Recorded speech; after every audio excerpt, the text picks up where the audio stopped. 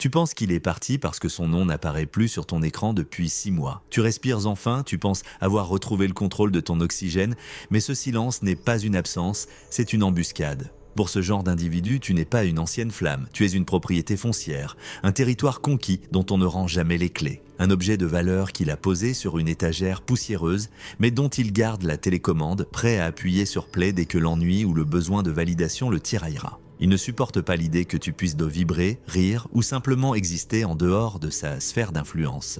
Pour lui, ton autonomie est un acte de haute trahison, une insulte à son hégémonie psychologique. Ce retrait n'était qu'une phase de recalibrage, une manière de te laisser macérer dans le doute pour que, le moment venu, ta soif de réponse te rende plus vulnérable à son retour. Il observe, tapi dans l'ombre des algorithmes, attendant que la courbe de ton deuil croise celle de son propre déclin narcissique. Ce silence est une arme de siège médiévale. Il parie sur ton besoin de clôture, sur cette envie viscérale, presque biologique, de comprendre le pourquoi de la rupture. Mais il n'y a pas de pourquoi rationnel. Il n'y a que la gestion des stocks émotionnels. Pendant que tu analyses ses derniers mots, que tu dissèques chaque virgule de son ultime SMS, il gagne. Il occupe ton espace mental sans payer de loyer, s'installant dans tes pensées nocturnes comme un squatteur invisible. C'est un vampirisme énergétique à distance, une connexion toxique qu'il maintient en ne donnant aucune conclusion, aucun point final. Pour lui, laisser une porte entrouverte n'est pas une preuve d'espoir. C'est l'assurance d'un retour possible quand ses autres sources de supply seront taries, quand son nouveau jouet sera cassé ou qu'il aura besoin de se rassurer sur son pouvoir de séduction. Il sait que l'incertitude est le terreau de l'obsession, et il cultive cette incertitude avec une patience de prédateur, sachant que le cerveau humain a horreur du vide et qu'il inventera 1000 excuses pour combler son absence. Ce frisson que tu ressens en marchant en ville, cette impression d'être observé alors que la rue est vide, n'est pas de la paranoïa, c'est ton instinct de survie qui hurle. Il est là, tapi dans les recoins sombres du numérique. Il scrute tes photos avec des comptes anonymes, des profils sans visage créés uniquement pour surveiller l'évolution de ta reconstruction. Il zoome sur tes yeux pour voir si l'éclat est revenu, il analyse le décor derrière toi pour savoir où tu te trouves, avec qui tu es. Chaque signe de bonheur, chaque sourire retrouvé, est reçu comme une insulte personnelle à son ego de monarque déchu. S'il voit que tu ris, il ressent le besoin organique, presque physique, d'éteindre cette lumière. Il possède un radar maléfique, une antenne parabolique réglée sur tes failles, qui lui indique exactement quand ta garde baisse pour tenter de rouvrir la plaie et s'assurer que les décombres de ton estime de soi sont toujours fumants. Il peut passer des heures à éplucher les listes d'amis de tes amis, cherchant une faille, une information, un moyen de rester présent dans ton champ de vision sans jamais se dévoiler. Il regarde tes playlists Spotify pour voir si tu écoutes des chansons tristes ou des hymnes de libération. Il vérifie tes connexions LinkedIn pour évaluer ta réussite professionnelle, car ton succès était sa plus grande peur. Le plus terrifiant est sa capacité à rester immobile des mois, voire des années durant. C'est la manœuvre du hoovering, du nom de cet aspirateur qui aspire tout sur son passage. Un message anodin, un simple « j'ai vu ce film et j'ai pensé à toi » ou un joyeux anniversaire envoyé avec 12 heures de retard pour tester ta réactivité. C'est de l'émiettage affectif, le breadcrumbing. Il jette une miette de pain dans la cage pour voir si l'oiseau a encore faim. Il ne revient pas pour s'excuser car, dans sa mythologie personnelle, il est là la victime ou le héros, jamais le coupable. Il veut simplement vérifier que le fil invisible est toujours tendu, que la laisse n'est pas rompue et que tu n'es pas encore devenue une étrangère. Pour lui, tu es une batterie de secours qu'il vient ponctionner dès qu'il se sent vide de sa propre substance. Ces messages arrivent de souvent lors de moments clés. Une fête, un changement de saison, ou étrangement, pile au moment où tu commences enfin à l'oublier. C'est comme s'il sentait la rupture définitive du lien et qu'il tirait sur la corde pour te ramener dans son orbite. Il utilise parfois des prétextes absurdes, comme le pocket dial, l'appel accidentel, ou le message envoyé par erreur à ton numéro, juste pour forcer ton cerveau à traiter son existence à nouveau. Il joue avec tes nerfs par des likes nocturnes sur de vieilles photos, des signaux de fumée numérique destinés à hanter tes rêves. Il veut provoquer n'importe quelle réaction. La colère, les larmes ou même la haine. Car pour lui, la haine est encore une forme de lien, une preuve qu'il a toujours un impact sur ton système nerveux. Ce qu'il redoute par-dessus tout, c'est le silence radio total, l'indifférence glaciale qui le renvoie à son propre néant. Alors, il simule des urgences, des crises existentielles, des maladies imaginaires ou des deuils lointains, exploitant ton empathie naturelle jusqu'à la moelle. Il a passé des années à pratiquer le gaslighting pour te faire douter de ta propre perception de la réalité. Et il espère que le temps a agi comme un solvant sur ta mémoire, gommant la douleur pour ne laisser que le souvenir des débuts idylliques. Sa démarche est chirurgicale, froide, sans aucune place pour le remords ou l'empathie réelle. Il utilise tes propres valeurs, ta loyauté et ta gentillesse comme des leviers pour te manipuler. Il sait que tu as un cœur noble et il s'en sert comme d'un point d'ancrage pour ses hameçons empoisonnés. Il utilise aussi la tactique des singes volants, Flying Monkey, ses amis communs, ses membres de la famille ou ses connaissances qu'il manipule comme des marionnettes pour tester le terrain. Il te rapporte ses prétendus malheurs, sa mine défaite, sa tristesse feinte, tout cela pour susciter ta pitié et te pousser à briser le contact. C'est une triangulation perverse où il se place au centre d'un mélodrame dont il écrit le script. Il peut même aller jusqu'à saboter tes nouvelles relations en distillant des rumeurs insidieuses, des demi-vérités empoisonnées pour t'isoler socialement. Car une proie isolée, sans système de soutien,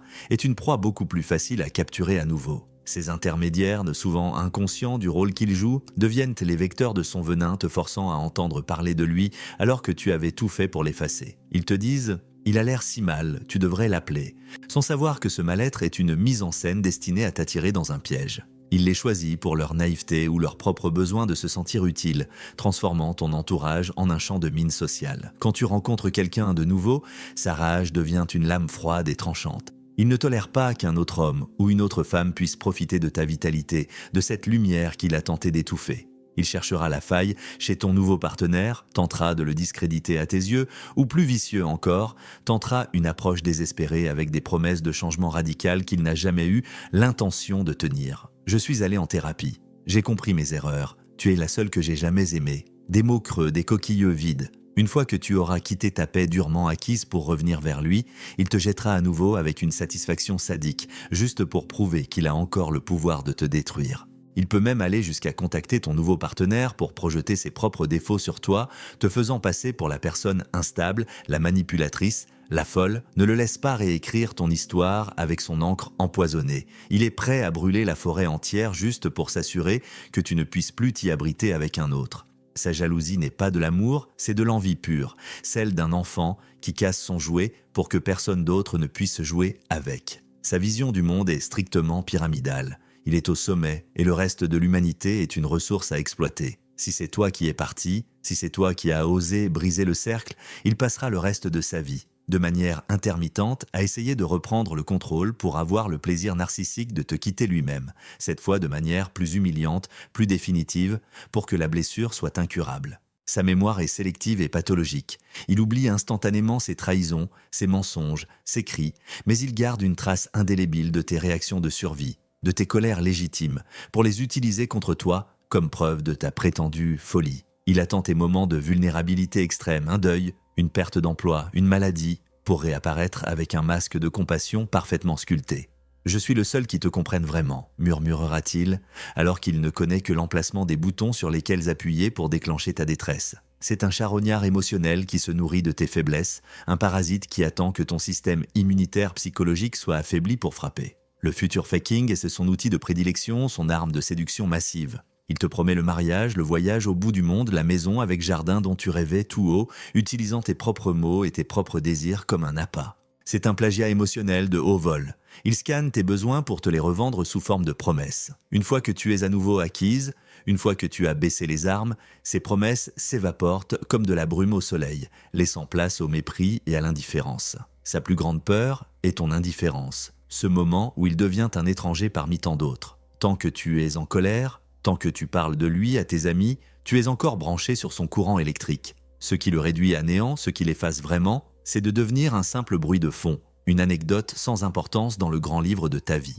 Pour éviter l'oubli, il multiplie les provocations, s'affichant avec une nouvelle conquête de manière ostentatoire, choisissant quelqu'un qui te ressemble ou, au contraire, ton opposé total, juste pour susciter une réaction de comparaison chez toi. Il veut que tu te demandes « qu'est-ce qu'elle a de plus que moi ?» alors que la réponse est simplement « elle est sa nouvelle victime, son nouveau réservoir, son nouveau miroir ». Il possède une mémoire d'éléphant pour tes traumatismes d'enfance, tes complexes, tes secrets les plus intimes qu'il a soutirés lors de la phase de love bombing. S'il revient, ce n'est jamais par amour, car il est incapable de ressentir cette émotion autrement que comme une possession, mais par besoin de validation. Sans cette domination sur autrui, Il n'est qu'un costume vide, une ombre sans substance. Il utilise le renforcement intermittent, un peu de tendresse inattendue après beaucoup de mépris. C'est le mécanisme de l'addiction au jeu de hasard. Tu restes à la machine à sous parce que tu te souviens du jackpot du début, espérant qu'il va tomber à nouveau. Mais la machine est truquée, le casino gagne toujours et tu finis ruiné émotionnellement. La seule façon de guérir est de sortir du casino, de brûler ta carte de membre et de comprendre que le jeu n'a jamais été honnête. Chaque fois qu'il te donne une miette d'affection, c'est pour s'assurer que tu ne cherches pas un repas complet ailleurs. Il gère tes émotions comme un trader gère des actions, vendant quand tu es au plus haut de ta souffrance et achetant quand tu commences à te reconstruire. Il faut accepter une vérité amère, une pilule difficile à avaler. Il ne t'a jamais aimé pour ton essence, pour ton âme ou pour ta personnalité unique. Il t'a aimé pour ce que tu lui apportais, de l'attention, du statut, du confort ou simplement un miroir où il pouvait admirer une version sublimée de lui-même. Ces moments de tendresse que tu chéris encore dans tes moments de faiblesse étaient des investissements à court terme, des dépôts sur un compte qu'il comptait vider plus tard. En acceptant cette absence totale d'empathie, sa manœuvre de retour perd instantanément son charme venimeux. Tu ne vois plus un homme blessé ou un poète incompris, mais un prédateur affamé à la recherche d'une proie familière. On ne donne pas une seconde chance à un incendie qui a déjà réduit notre maison en cendres sous prétexte qu'il brille joliment. Tu n'étais pour lui qu'un accessoire de son propre théâtre, une figurante destinée à servir son rôle principal, un décor interchangeable dans le film de sa propre gloire. Ta reconstruction n'est pas seulement un processus personnel, c'est un acte de résistance politique et psychologique. Chaque jour où tu ne vérifies pas son profil, chaque minute où tu ne tapes pas son nom dans une barre de recherche est une bataille gagnée sur le front de ta liberté. Il essaiera probablement de salir ta réputation auprès des autres, pratiquant la campagne de diffamation pour prévenir toute vérité qui pourrait sortir de ta bouche. Il dira que tu as perdu la tête, que tu étais instable, que c'est lui qui a dû s'enfuir pour se protéger. C'est vital pour lui de garder sa façade de perfection sociale. Il peut même utiliser des situations juridiques, des objets restés chez lui ou des dettes imaginaires pour maintenir un lien forcé, une interaction obligatoire. Il pourrait t'envoyer un mail formel pour un livre oublié ou te demander de lui rendre un vêtement sans valeur juste pour forcer un contact visuel, une rencontre, une occasion de tester son pouvoir de fascination. Dans ces moments-là, adopte la méthode de la Greyrock, la pierre grise, soit l'être le plus ennuyeux du monde. Ne donne aucune émotion, répond par des monosyllabes, ne justifie rien. Ta neutralité le rend fou car il n'a plus aucune prise sur tes nerfs, plus aucun levier pour déclencher une tempête. Devenu un mur de pierre, tu ne lui offres plus aucun reflet et sans reflet, il s'étiole. Tu as survécu à un naufrage émotionnel de grande ampleur. Aujourd'hui, tu es sur la rive, les pieds sur le sable ferme. Ne laisse pas ces feux de détresse mensongers, allumés sur un récif lointain, te faire replonger dans les eaux troubles. Il ne veut pas être sauvé, il veut juste que vous couliez ensemble, enlacés dans une étreinte mortelle. Regarde tes mains, elles ne tremblent plus comme avant. Chaque choix que tu fais pour toi-même, qu'il s'agisse de changer de coiffure, de reprendre des études ou de simplement savourer un café en silence, est une reconquête territoriale. Ton amour est un cadeau précieux, une ressource rare, pas une fontaine gratuite où il peut venir s'abreuver après avoir empoisonné l'eau. Il n'a aucun droit sur ton avenir, aucune juridiction sur tes rêves. Tu es devenu une terre interdite pour lui, et il le sait, c'est pour cela qu'il redouble d'efforts pour trouver une brèche. Ton corps lui-même rejette son souvenir, comme un organe étranger dont la transplantation a échoué. Le no-contact absolu n'est pas une gaminerie ou une bouderie, c'est une mesure de quarantaine sanitaire nécessaire pour ta survie mentale. Coupe tous les canaux, bloque les numéros, filtre les emails, change de trajet s'il le faut, supprime les photos qui agissent comme des encres de douleur, jette ces vieux vêtements qui gardent son odeur, ce parfum de manipulation. Ton foyer doit redevenir un sanctuaire, un lieu où son ombre n'a plus droit de citer. Chaque objet lié à lui est un micro-espion émotionnel qui t'empêche d'avancer vers ta nouvelle vie. En faisant le vide, tu envoies un message puissant à ton inconscient. Cette personne est morte pour moi. Elle n'a plus aucune place dans mon univers. Le vide qu'il laisse n'est pas un manque, c'est une libération d'espace pour quelque chose de sain, de beau et de vrai. Ne laisse pas la nostalgie falsifier tes souvenirs. La nostalgie est un menteur qui efface les larmes pour ne garder que les sourires de façade. Elle te fait oublier les heures d'attente, les humiliations subtiles, les silences punitifs et les mensonges flagrants. L'avenir arrive, un horizon vaste et dégagé où son nom ne provoquera plus aucune décharge d'adrénaline, plus aucun nœud à l'estomac. La nostalgie est un faussaire professionnel, elle ne te montre que les couchers de soleil, jamais les orages et les insultes. Ne l'écoute pas. Écoute ton corps, écoute tes maux de ventre qui s'estompent, tes migraines qui disparaissent, ton sommeil qui redevient profond et réparateur. C'est la preuve, physique, irréfutable, que tu es sur la bonne voie, que ton système nerveux sort enfin de l'état d'alerte permanent. Ton taux de cortisol redescend, tes muscles se décrispent, ta respiration s'allonge. Sois le gardien féroce de ton propre bien-être avec une fermeté inflexible. Ton corps a enregistré chaque traumatisme, chaque micro-agression, et il est en train de se décharger de ce poison. Laisse-lui le temps de se purifier. La fatigue que tu ressens parfois est celle d'une grande guérison, pas d'une défaite. C'est le sommeil du convalescent après la bataille. Cesse de chercher une logique là où il n'y a que pathologie.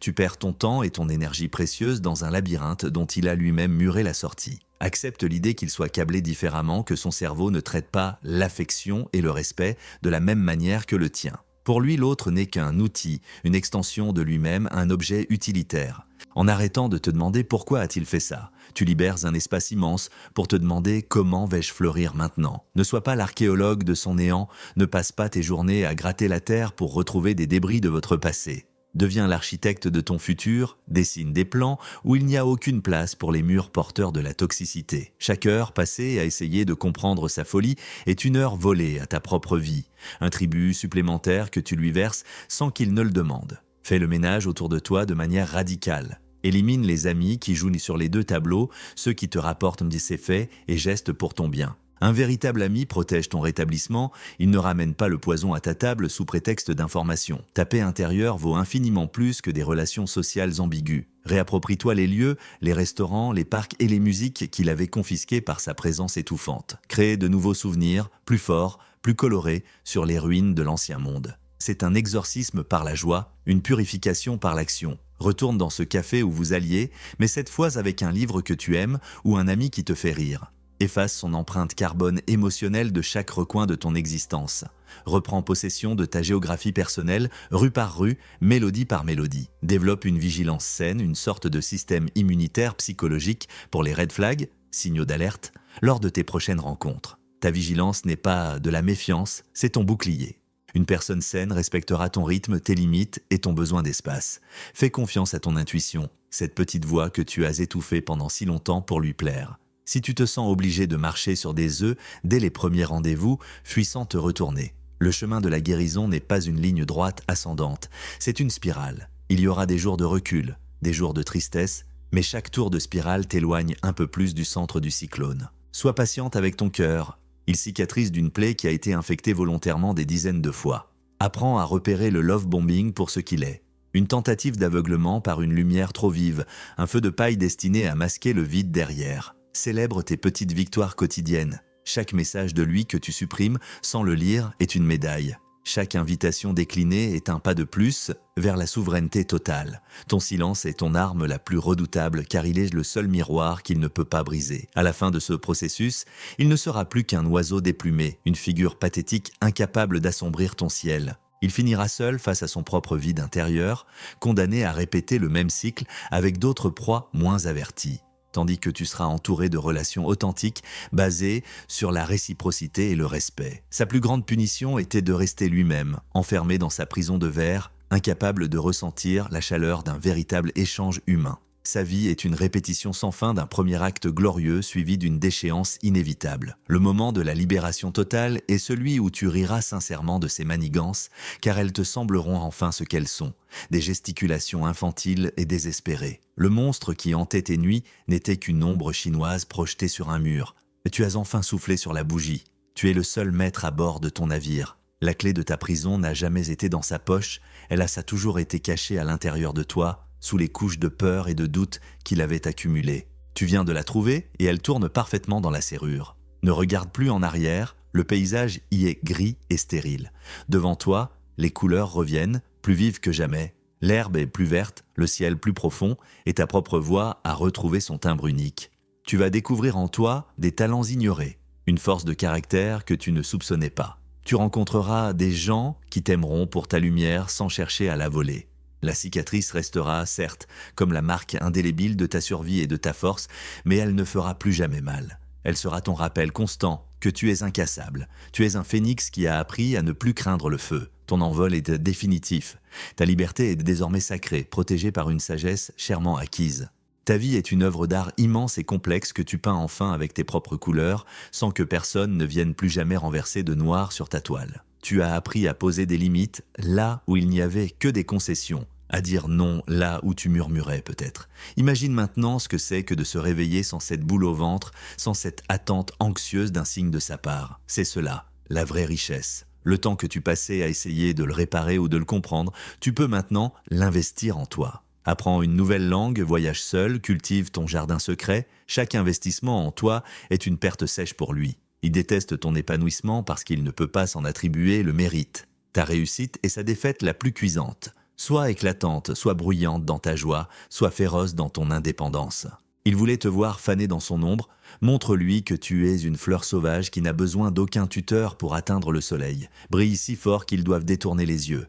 Rappelle-toi que le narcissique ne change pas. Il change seulement de masque. La personne que tu as aimée au début n'a jamais existé. C'était un miroir de tes propres qualités qu'il te renvoyait pour te séduire. Il a observé tes désirs, tes rêves et tes valeurs, et il les a imités pour devenir ton âme sœur idéale. En faisant le deuil de cette illusion, tu te libères de son emprise. Tu n'as pas perdu l'amour de ta vie, tu as perdu ton bourreau, et c'est la meilleure chose qui pouvait t'arriver. La solitude, qui suit parfois la rupture, n'est pas un vide. C'est un espace de nettoyage, une détoxication nécessaire. Remplis ce vide avec de l'amour-propre, de la bienveillance envers toi-même et des projets qui te font vibrer. Tu n'es plus la proie, tu es la chasseresse de ton propre bonheur, la gardienne de ton temple intérieur. Ne te blâme jamais d'avoir cru en lui. Ta capacité à aimer et à faire confiance est une force, pas une faiblesse. C'est lui qui est handicapé émotionnel, pas toi. Il a utilisé tes plus belles qualités contre toi, mais il n'a pas pu les détruire. Elles sont toujours là, intactes, prêtes à être offertes à quelqu'un qui saura les honorer. En attendant, offre-les-toi à toi-même. Tu es la personne la plus importante de ta vie, celle qui sera toujours là, celle qui ne te trahira jamais si tu décides de t'écouter. Ton empathie est un super pouvoir, ne laisse pas un vampire te convaincre que c'est une faille. C'est ton empathie qui te permettra de reconstruire un monde meilleur, loin de ses ruines. Le silence n'est plus une embuscade quand on ne l'écoute plus. C'est devenu une paix royale. Tu as fermé les frontières de ton royaume et tu as posté des gardes d'élite à chaque porte. Plus aucun cheval de Troie ne pourra entrer. Tu es libre, totalement et définitivement. Le chapitre est clos, le livre est rangé dans la section des leçons apprises et tu es déjà en train d'écrire le tome suivant, celui où tu es l'héroïne invincible de ta propre destinée. Tu as appris à identifier les prédateurs à leur odeur avant même qu'ils ne s'approchent. Cette intuition est ton nouveau système de navigation, un boussole interne qui ne te trompera plus. Regarde le chemin parcouru depuis ces 6 mois de silence.